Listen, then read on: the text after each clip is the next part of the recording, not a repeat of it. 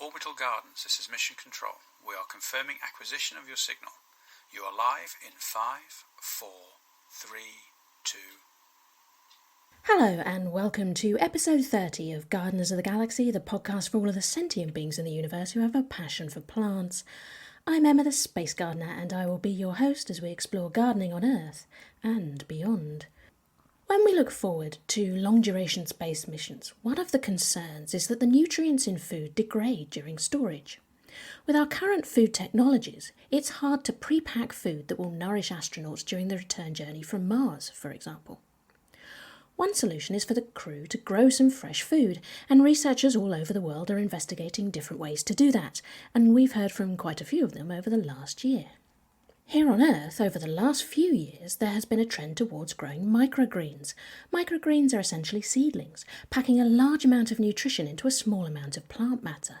They're quick and easy to grow and harvest, don't take up much space, and can really pack a punch in the flavour department.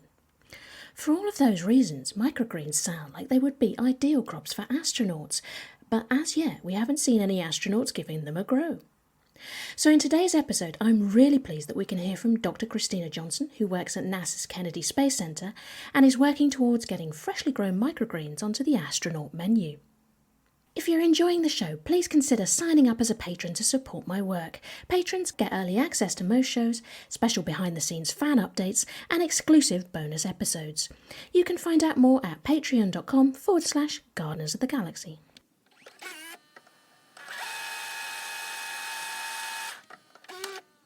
Hi Christina, welcome to Gardeners of the Galaxy. It's great to have you on the show. Thank you. I'm happy to be here. So, one of the things I wanted to talk to you about particularly was something that you posted on Twitter about your, almost you could say your origin story, about about how you came to be interested in space plants and astrobotany, because I think that's really interesting. So can you explain to our listeners how that came about? Well, yeah, sure. I'd love to. So when I was a little girl, Star Trek The Next Generation was just coming out and just airing. And it was so exciting because I had watched the original series with my dad. And I was like, wow, there's a new one. And there's going to be a kid in it. And it's going to be a show that I can relate to. And so I started watching it and I was like, oh, this is so cool. And then this one little character popped up, Keiko O'Brien. And she just kind of made this little appearance. And I just clung to her. I was like, oh my goodness, this is so perfect. She loves plants like me. She's a botanist. There's a word for this. There's a scientist that studies plants. And so she runs the Arboretum and they introduced her in this just really little way. And I just clung to that. And I developed this whole headcanon around her life and the way she does things and the way she interacts with Beverly Crusher. And so she would go off on these xenobotany expeditions and she would bring back compounds for Dr. Crusher to then make medicines out of and put it in the hypospray and heal people. And I was like this teammate. So my sister really loved Beverly Crusher. And so whenever we played make-believe, she wanted to be Beverly Crusher. And I was just like, oh, I'm Keiko. I am so Keiko. And and so I would play make-believe. And sometimes my sister didn't really want to play with me. And it would be like, it's okay. It's okay. I'll just go on my botanical expedition. I'm going to play by myself and have a great time. I'll come back from the garden and we'll play a little. Okay. And she was like, yes, go do that. And so it wasn't until later on that I realized, like, this is kind of interesting that I kind of ran with this. When I was a teenager, people were like, who's Keiko? Like, what was that character? Yeah. And I was so excited when she was, chosen to be on Deep Space Nine because, like, I get to see more Keiko. Was it disappointing that she didn't get to do a lot of botanizing on Deep Space Nine then? She did eventually, but actually what was wonderful was that she was this teacher and she got to interact with these children and she got to teach them things and it was really cool seeing a scientist who's, off in her own little world doing her science, coming down and interacting with these children. And I was really into babysitting when Deep Space Nine came out. And I was like, oh, I relate to this. And as an adult, I relate to it even more because I'm a mom. And I moved to Houston for my husband's work.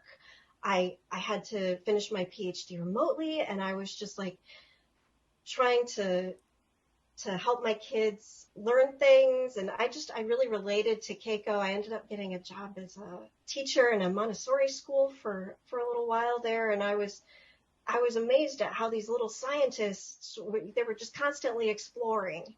And it made me even like Keiko's character more, because I could go back and watch those episodes of Deep Space Nine and be like, oh, she was having a hard time too with the parents, and the kids were wonderful. And so that's my love for Keiko O'Brien. That's amazing. That's really cool. Okay. Yeah.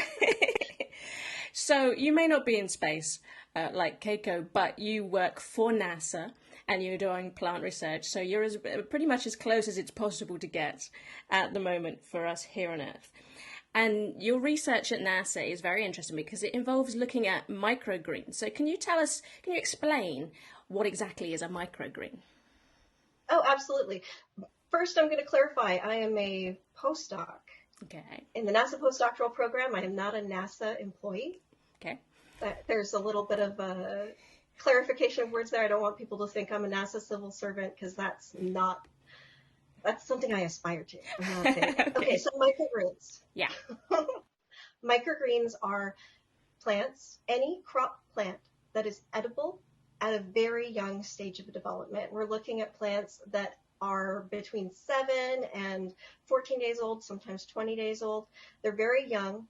They have their cotyledons that have popped out of their seed coat, and then they have a little bit of their first leaves forming, and that's pretty much where the microgreen stage ends. When they get their leaves further out and bigger, then you get to baby greens. So we're talking about something that's younger than baby greens and older than sprouts. and so it's this great little stage of development. I look at brassicas mostly. I really like the radishes. I guess that's in the Brassicaceae, but it's Raffinus. Yeah. I like radishes. I like Mizuna. I like broccoli. These plants are really easy to grow. They have a lot of nutrition, dense nutritional content, but really you can grow lettuce as a microgreen. You can grow cucumber as a microgreen. I don't much like the taste of that, but some people love it. You can grow popcorn kernels as a microgreen, which I think is really fun too. If you grow them in the dark, they taste like really, really, really sweet. And if you grow them in the light, they taste like grass. And it's just such a different flavor. That one's fun. You can also grow peas as like little pea shoots as microgreens. And there's so much variety. You can really have a very complex salad with just a few microgreens. It doesn't take very long to grow them. They're rapid turnaround crop. They are very seed intensive because you have a new batch of seeds every time. They don't mature enough to produce their own seeds. So you need to have some plants on the side that are grown to maturity. But what's really great about the microgreens is you have a whole lot of nutrition packed into this tiny handful of greens. You've got what you would normally get out of a whole head of cabbage for nutrition, you can get out of a handful of microgreens. And that's just, that's very easy for people to eat. And you can get some great flavors. Flavors are more intense in microgreens a lot of the time. So you can have a few little pieces of the wasabi variety of mustard, and it tastes like wasabi. Yeah. Basil, it makes a really delicious microgreen. Oh, I love it. And it tastes like a face full of pesto, you know. So it's really fun to play around with different combinations of microgreens. Some of them grow really well together. Some of them don't necessarily grow well in the same tray, but you can grow them separately and then put them together. Okay, so you've actually got some sort of companion planting things going on there then as well. I've done a little bit of that, where I've got like one row of this next to one row of this. And some microgreens have different environmental requirements when growing. Some of them need dark to germinate, some of them need light to germinate. So you kind of have to think about that. I have like a whole spreadsheet put together with all these requirements so I can mix and match and decide what to put together. Okay, so I mean, there are lots of reasons there why NASA might be interested in growing microgreens for astronauts on the space station, for example. So, I mean, here on Earth, they're relatively simple to grow, I mean, because you don't have to nurture the plant for very long. So what are the challenges of growing them in microgravity? So I've grown them in simulated microgravity Yeah. on random positioning machines and clinostats. I have not grown them yet in microgravity. I have grown Arabidopsis thaliana, which is a model organism on the space shuttle. In 2010, our plants went up, and they were the same age of development. They were sent up as seeds, and they grew to about 14 days old. So I've looked at plants in spaceflight, this stage of development. Those were dark grown. I usually do my microgreens in the light. So putting that out there, the challenges of growing things in space are, if you're harvesting microgreens, they could get everywhere. Yeah. You really have to think carefully about how you're going to harvest them. When you're growing microgreens, you want to make sure you have a good light source if you're growing them in the light, because you want to have good root and shoot separation, because the roots tend to have a whole lot of microbes, some of which could be harmful to humans if the wrong microbes get into the mix, right? So you want to make sure that your leaves that you're going to be eating don't have any contaminants on them, because you're so close to that substrate, that soil, or whatever you're using as a substrate, mat or whatever, where those roots are, there's a lot more chance for contamination. So when you introduce light, phototropism overcomes the gravitropic response. So I'm throwing words out there that not everyone might know. But when you add the light, the shoots grow to the light, and the roots grow away from the light in general. So we'd like to have a little bit of light there so that the plant shoots will grow up toward that light, no matter, which, not necessarily up the side or whatever. So when I'm growing things in simulated microgravity, I always have a light really close, like within 10 centimeters of those plants. And then it moves with the plants, right? Another thing that's really a problem is making sure you get moisture to the roots. It's really bad if the roots get coated in water. The water will be in like a big ball, and then it'll kind of shift around and smother whatever it's on. So a really great image is like if you're wringing out a rag. Normally here on Earth, the water drips down, but on space, if you wring out the rag, it'll coat your fingers, and it'll just totally suffocate your hands if you don't wipe it off. Yeah. So think about how that would impact the roots. You have the roots growing, and they can run into areas where there's no water at all, or where there's only air. And that's okay. They need to breathe too. They need to respire. But then they also need to be able to access that water. And usually here on Earth, they're able to access the water and the air at the same time. So what you end up with is hypoxia. Root zone hypoxia is really common. And so we need to be careful that root zone hypoxia is not an issue. So getting that water to the plants and getting water delivered to the plants in a way that allows them to also access air when they need air is a challenge. And that's one reason why I like growing things on mats instead of in soil, because it's a lot easier to control the water flow and then the air flow through those mats. I don't know if that makes sense. Absolutely. And growing them in simulated microgravity, the plants are always moving around in the simulated microgravity, and the water moves around a lot too. And you have to make sure that there isn't any sloshing in the system as the plant's taking up that water. So there's ways that we reduce that sloshing by kind of like what you have with a tanker truck. They have like bevels inside to make sure that the fluids don't bounce around and cause problems with the turning. Yeah. So we ended up adding bevels to hydroponic systems that are growing on the clinostats. I'm so grateful that I'm here at Kennedy Space Center, where I get to work with a team of engineers that takes my ideas and is like, okay, let's build it. And let's make sure it works, because it's like we're working as a team. I come up with this one idea, and I'm like, there's no way I can do this. And they're like, oh, I can do that. No problem. Let's do this and this. And it's like, okay. And then I've got like this amazing device to do my experiments with. Within a year, we've got this wonderful thing that we've created together. And it's really fun to be in that environment as a postdoc. Okay. Okay, so I mean, we've seen on space station, we've seen lots of leafy crops growing in veggie, and we've got peppers growing in the advanced plant habitat at the moment. Oh, we saw radishes in the advanced plant habitat last year. Are there any plans at the moment to send your microgreens into space? Is there a timeline for this? Are you allowed to say? That's a really great question.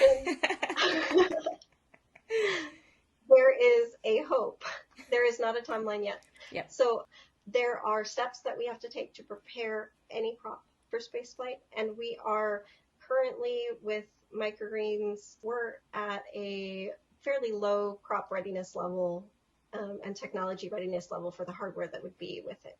And so what I'm here doing as a postdoc is getting that readiness level lifted up higher. So I'm doing experiments that will help us to get that a little bit higher. This fall, Dr. Lucy Poulet and I will be doing a series of parabolic flights, practicing the harvesting methods for microgreens. So parabolic flights, you've got little periods of simulated microgravity, 15 seconds at a time, really fast. and we have to, during that time frame, harvest everything and make sure that we don't lose any of the greens. And so we have a few different harvesting techniques that we've developed as a team that we're going to be doing. So this is like Lucy Poulet, Joya Massa, Jacob Torres, and me, and Larry Koss, and yeah, there's a few of us who've been just brainstorming ideas and working together on this. So I'm really looking forward to this series of parabolic flights because that's just another step. Whenever we talk about crops with the engineers, they're always like, oh yeah, lettuce is really easy to harvest, no big deal. What are you going to do when like a tiny microgreen is floating off? We're going to have FOD, we're foreign object debris. It's going to be everywhere when we're harvesting these microgreens. So we've come up with a few different ways to handle them and to keep them safe. And so we'll be testing those out this fall. I now have a vision of you floating around a plane cabin with like a butterfly net or something, capturing lost microgreens. We're putting the butterfly net on the thing we're growing them on. Right? Well, of course, that would make more sense, yeah. That sounds amazing. I mean, I'm going to want to see some pictures of that. That would be brilliant. Maybe you can come back and tell us what that was like. Okay, I mean, you talk about crop readiness levels, and I know that for veggie, there's a lot of effort that goes into picking the specific varieties, not even the species of plants that you're going to grow, but actually the specific varieties that are going to do well on the space station. So are you doing that as well for the microgreens? Absolutely. I've been working with the Growing Beyond Earth program at the Fairchild Botanic Garden that gets the plants out to high schools and junior highs all across the U.S., especially in the state of Florida too. So I've been working with their biotech high students on different microgreen growing methods and different species of microgreens. And it's been really fun to work with them. They're wonderful people. So yes, we've been working on that. The choice for exactly what species and variety we're going to be using hasn't been made yet. No. For the parabolic flights, we are doing daikon radish, which has fairly large leaves compared with a lot of other microgreens. So that was Lucy Poulet's choice, and I love it. It's such a good choice. It has a lot of flavor, it grows very quickly, and it has nice big leaves. So it'll be a good thing to practice on. If we chose clover for the parabolic flight, it would be a lot harder to work with because they're tiny. Yeah, I'm interested that you say clover because it's not a plant that most people would think of as edible. I know there are foragers who use it for sort of tea or something like that, but I've never heard of it being used as a microgreen. Oh yeah, clover is a microgreen as well. You don't want to eat too much of it. You got to be careful. Also, alfalfa is a microgreen, and there's some microgreens you can eat as much of it as you want, and there's others that are like, okay, you got to be careful not to eat too much because then there are issues. Pepper and tomato is a microgreen. It'll give you gastrointestinal distress.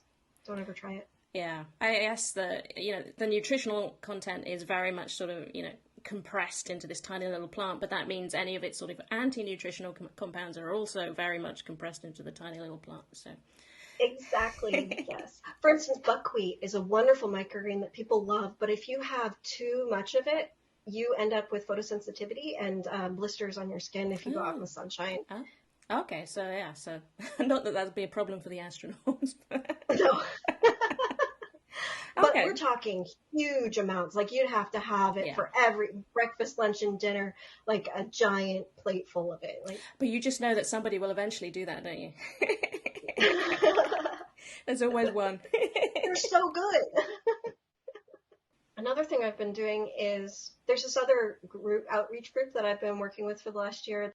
So the Astrobotany International Research Initiative was started by a teacher out in Japan who really wanted to get space plants in the hands of more students. And so he reached out to Richard Barker at the Gilroy Lab in Madison, Wisconsin, and then also me at Kennedy Space Center, as well as a couple of other scientists at NASA. Let's see, there was Emily Helton, who's involved in education outreach at the Katherine Johnson Independent Verification and Validation Facility, which is out in the DC area. Yeah. So all of us are working together to bring microgreens specifically to classrooms, looking at them with different lighting conditions, looking at them with there's some like 3D printable clinostats that Richard Barker has worked out that are available for classrooms.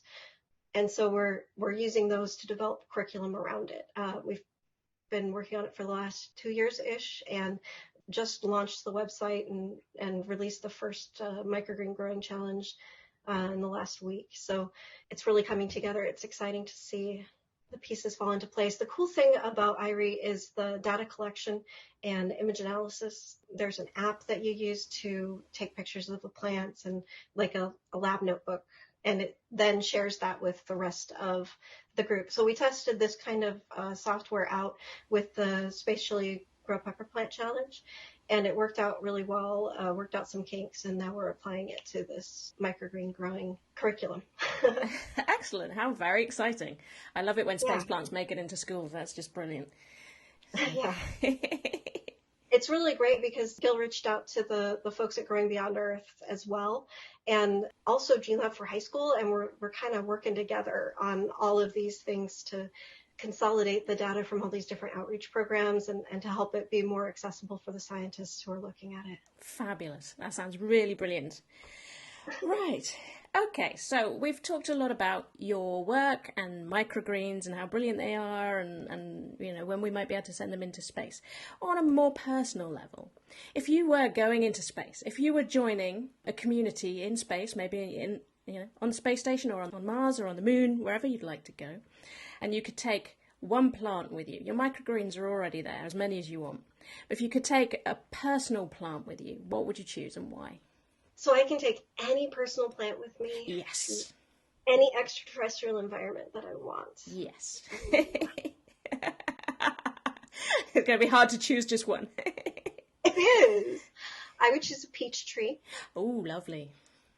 Because I love fresh peaches. They're nowhere near as good when you buy them at the store. No. Pulling them off the tree, eating them fresh, absolutely the best. Extra dwarf that fruits right away. I would love to have a little tiny miniature peach tree. That would be great. I mean, they have lovely blossom as well, so you get a side benefit there. They're lovely, yeah. And they smell good.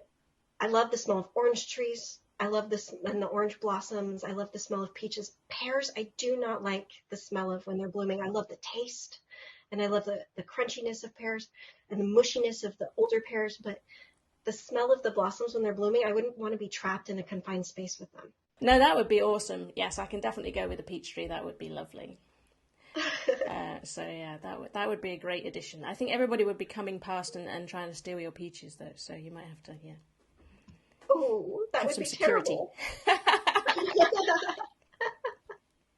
Okay, well, it has been really fabulous having you on the show to hear about your research, which is very exciting, and maybe one day you'll come back and tell us about your zero-G experiments harvesting microgreens, because that sounds like that's going to be a complete blast. So yeah, just thank you for sharing that with us. It's been brilliant. Oh, thank you so much for having me. I've really enjoyed chatting with you today. Brilliant. Thank you. Bye.